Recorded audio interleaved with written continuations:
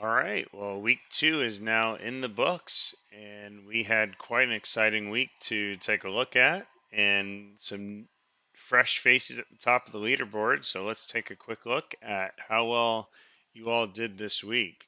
So, starting out in first place on the week is Nick Bugas with a resounding victory with 190 points. He had Tua, who had a very hot day with 6 touchdowns, 469 yards. I mean, that's just an incredible outing. And of course, one of the beneficiaries of that outing was Tyreek Hill.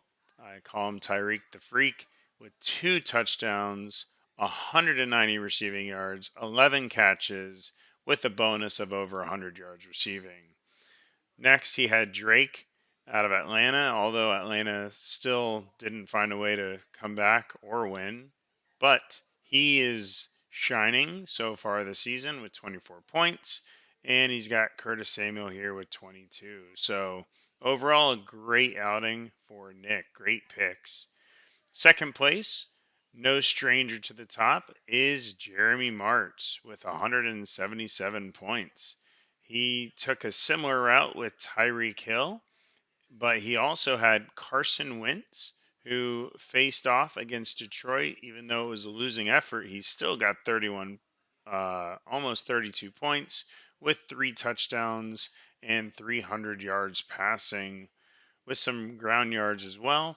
And Amon-Ra St. Brown with a hot day against Carson Wentz with 42 points. So two lightning wide receivers. And somehow you were able to afford Devontae Adams too. And he had kind of a dud week, considering how much money you'd spend on him. But hey, I guess it doesn't really matter a whole lot when you're coming in second place and still winning some money. So good job, Jeremy. And in third place, we got Ray. What a bounce back after week 1. Same thing with Nick. Huge improvements over their week 1 performances. And pretty balanced up here at the top. We got Carson Wentz and Nick Chubb, who had lightning games here.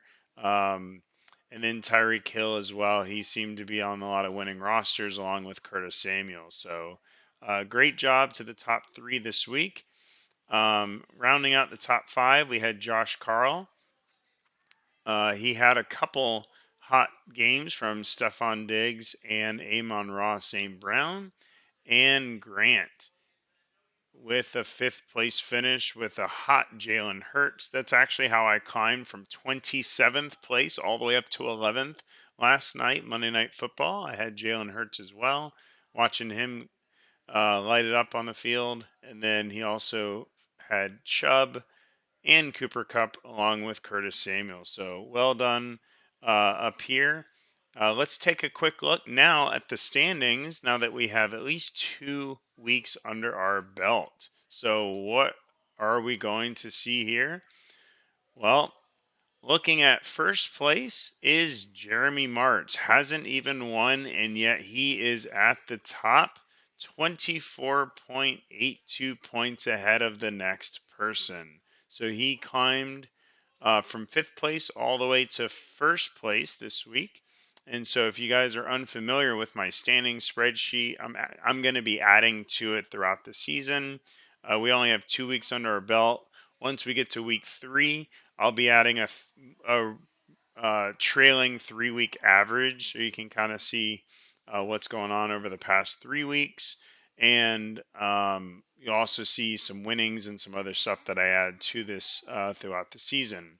But as you could see in here, I will pull in the previous week rank and then the current standings for the current week, and then whatever the differential was from the last week to this week, and then the rolling how many points behind first place everyone else is who's not in first place. So that's kind of how you can read through the standings spreadsheet, and you can find your name.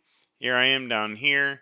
I am currently in 16th overall, going by the current standings, not the rows on the spreadsheet because we have the header row. So don't go by the left side, go by the current standing column, and you'll be able to find yourself. Obviously, I had a slight improvement week 2 over week 1, enough to climb 5 spots myself. And there was a lot of movement on the board this week, going in a lot of different directions. I will make a comment. I will be going in here and setting some of the scores manually. I have to go and update the actual official spreadsheet, so some of these may not be accurate right now. Anyone who's yellow should actually be um, 73.3, which is because they did not submit a pick for the week, and therefore they will be 10 points lower than the lowest actual score for the week. And that is what the color scheme is down here. Um, so you'll see greens and yellows throughout the season, and then at the very end, I'll mark the blue for the highest total score across the entire season. So yellow, I will be manually going in here and setting to the 10 points less than the lowest score of the week for anyone who missed picks for the week. So you're not getting penalized with the 0, but you will be a little bit further behind in terms of the standings. So just keep an eye on that. If you do miss a week and you're wondering why that there are yellow squares in here, and the green will represent the highest score for that specific week. So you can kind of track that in here. So I hope that was a good explanation, and congratulations to the top 3 this week.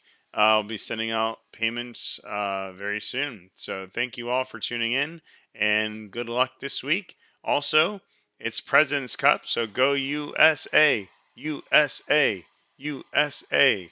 All right. Wrapping up for now. This is Jeff. I'm out.